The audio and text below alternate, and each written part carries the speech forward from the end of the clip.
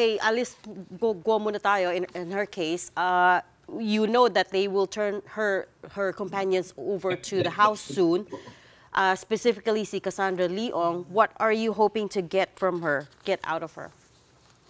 We're basically kasi we're trying to find out yung we're particularly dun sa sa Committee on Public Order and Safety, and now that we have this Quadcom committee, we're talking about the criminal elements that were perpetrated by these pogos that were allowed before, and apparently there are some illegal activities that were going on with the different pogos that were closed by the PAOK-TF.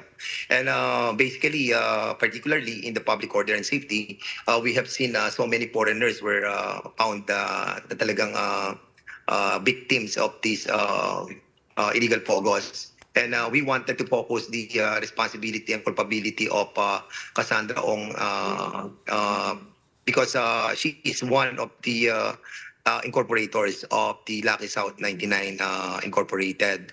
And at the same time, we wanted to collaborate the testimony of Ronelyn Baterna, who is the corporate secretary of the Lucky South 99, who have manifested in here that she was ordered by Cassandra to issue several checks amounting to millions of pesos. And we wanted to find out where this money came from. And apparently, as when we visited the Lucky South 99 in Porac and also in Banban, which were all connected, we found out several places where maybe drugs were already been found, and that's the reason why we created this Quadcom committee in order to find out the different issues that were all interconnected. Right. That's exactly the interconnection I wanted to focus a bit on, Kong Dan. Of course, if you're watching this whole chase, and now that we have Sheila Guo and Cassandra Ong back here, like I, for one, was kind of shocked to see that, oh, this is finally connected, and now the public can see that they actually do know each other, even though the other one is connected to Bamban more, and then Cassandra Ong is of course more associated with Lucky South in Porac, Pampanga. What is the connection between Alice Guo and Cassandra Ong? How are they interconnected? What has the Quadcom found out about that relationship?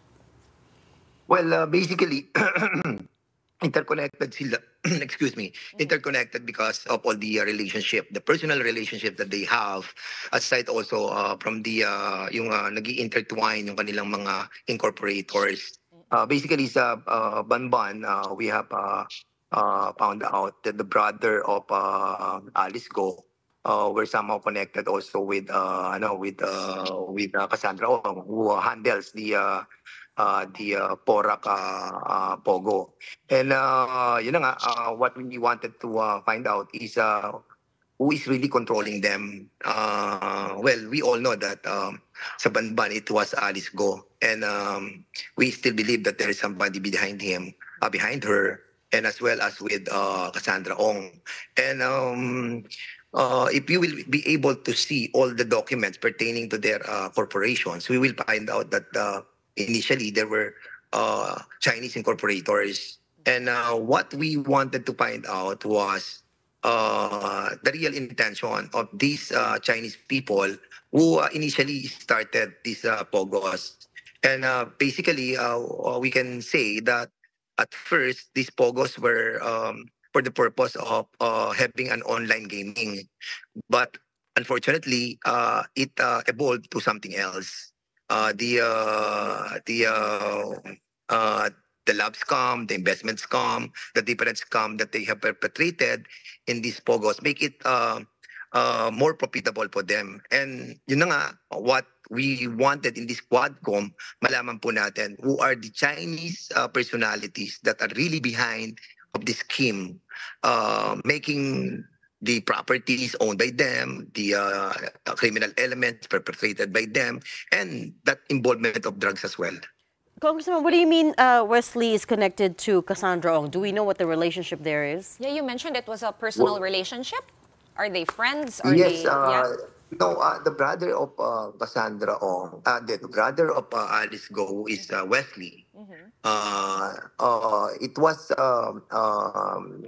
well not manifested, but in confidence was relayed to us that there is some relationship, personal relationship between them, and one of the links, between the Pogo in aside from the documents and also the personal circumstances leads that these two Pogos are interrelated.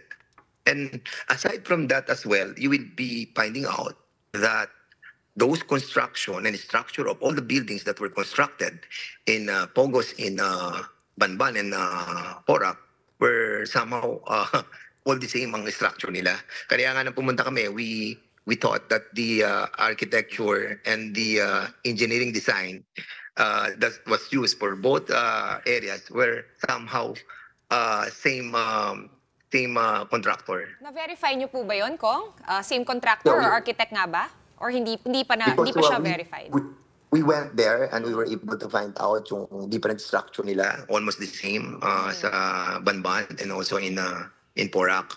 But we're trying to get all the documents pertaining to that issue that it is that they have the same but for sure ang kanila pong contractor is Chinese. Ang kanilang architecture is also Chinese guy. Okay, Congressman, with this latest development, do you think it's only a matter of time before Alice Go is found, or do you think this will just push her further into hiding? Well, for sure, lumiliit na mundo niya. And maybe she will still hide, but of course, eventually we will be able to capture her. And piece of advice to her that maybe it's better for her to cooperate with the Philippine government, because I'm pretty sure there's a much bigger forces that are really trying to find her. And at least kung nasa government side na po siya, ang Philippine government, we can protect her. And we will be able to find out, of course, who's the people behind her. Okay. Kong Dan, with regard to, balikan natin, no? You mentioned the Quadcom hearing is still ongoing. It is past 8:30 p.m. Until what time are you guys planning to go? May plano po ba kayo din hantayin si Cassandra na dumating po dyan sa premises po ng house? No. Wala naman po. We're talking a lot of things about yung issue sa EJK and also yung mga different properties that was secured by the Whirlwind Corporation and the Lucky South 99. Actually, we will be trying to secure the presence of Cassandra on Tuesday, most likely on Tuesday, because we will be having a Quadcom committee hearing on Tuesday. So no rush for her to be here, and we will be respecting the approach of the OJ to gather first all the information that they wanted to get from Cassandra Leong. I was watching the proceedings this afternoon, actually. It's pretty long. But I know you already cited former spokesman Harry Roque in contempt for lying about why he missed the first hearing, and you're looking to detain him for the next 24 hours. Are you not getting what you need or what you think should be the truth from out of Mr. Roque? Well, it's a collective decision of the Quadcom, and we have suspended the hearing so many times to discuss thoroughly the issue of Secretary Harry Roque being a former member of this house. But of course, we have to follow the rules, and we cited him in contempt. And since the apology that was manifested by Attorney Harry was accepted by the members of the Quad Committee, it doesn't entail that we will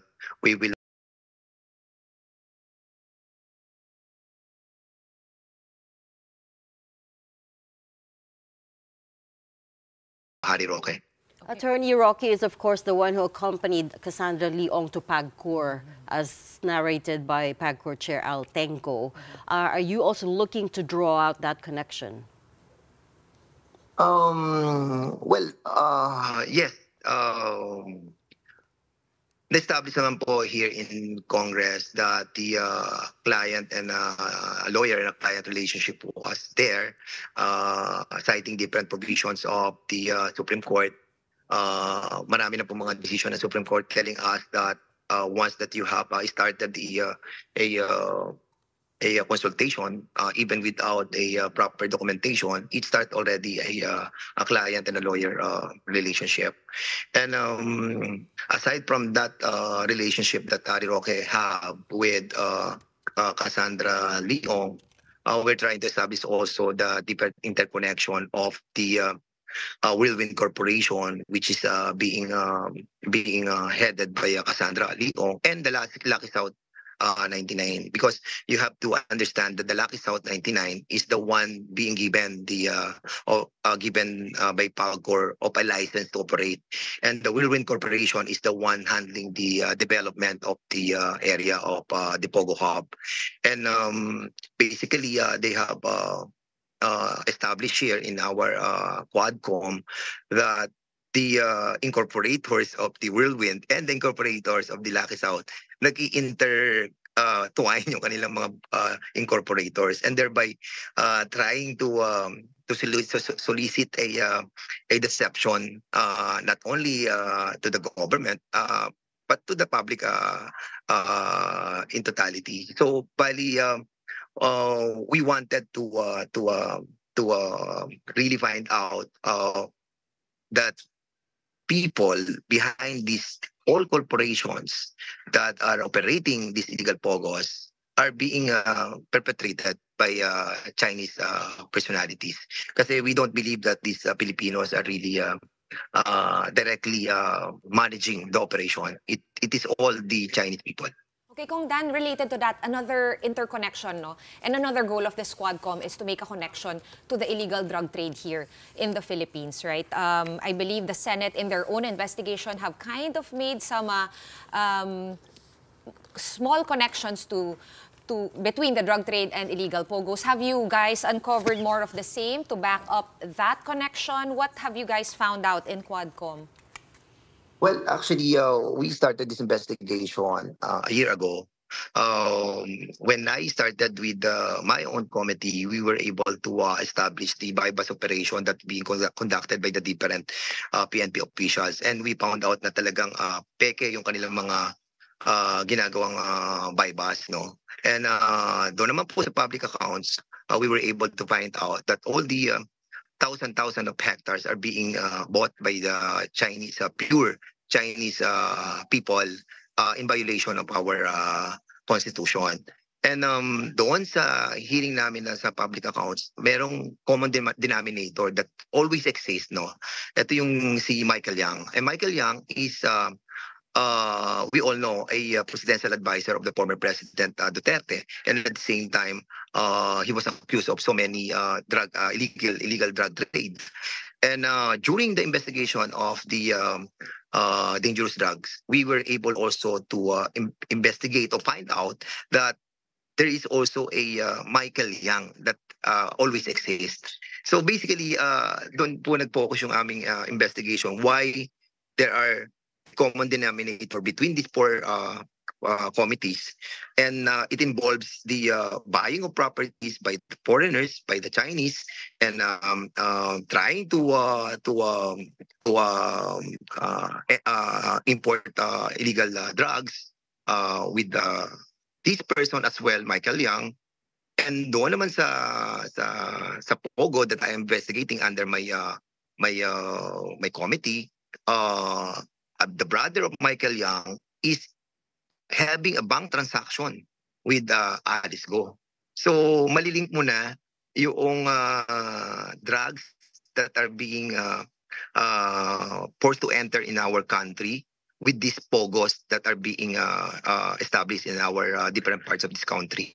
And basically, we are so happy that these pogos were stopped dahil at least may stop na po natin yung illegal elements that were perpetrated, and at the same time itong exchange of different money that entails different kind of criminal elements. I know that you're also inviting the former president to your next hearing, so we'll keep an eye out for that. We'll leave that there for tonight. Thank you so much for stepping away from the committee hearings for us. That was Santa Rosa Representative and House Public Order and Safety Panel Chair, Congressman Dan Fernandez.